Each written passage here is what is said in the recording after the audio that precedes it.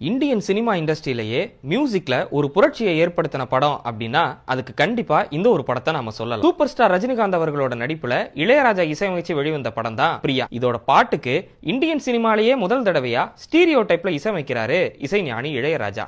அதுக்கேத்த மாதிரியே இந்த படத்தோட எல்லா பாடல்களுமே சூப்பர் டூப்பர் ஹிட் ஆகுது. அதுலயும் குறிப்பா இந்த ஒரு பாட்டு இருக்கு பாருங்க.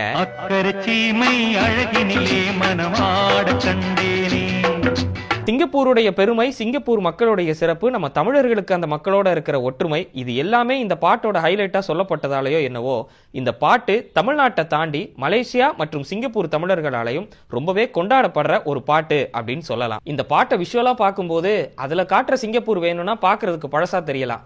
ஆனா இந்த பாட்டு என்னவோ இன்னைக்கு வரைக்கும் ஃப்ரெஷ்ஷா தான் இருக்குது. சோ இந்த பாட்டு உங்க எத்தனை பேருக்கான ஃபேவரட் அப்படின்றத கமெண்ட்ல சொல்லுங்க. தமிழர் மலைய மக்கள் உறவினர் போல அன்புடன் நட்புடன் வாழும் சிங்கப்பூர்.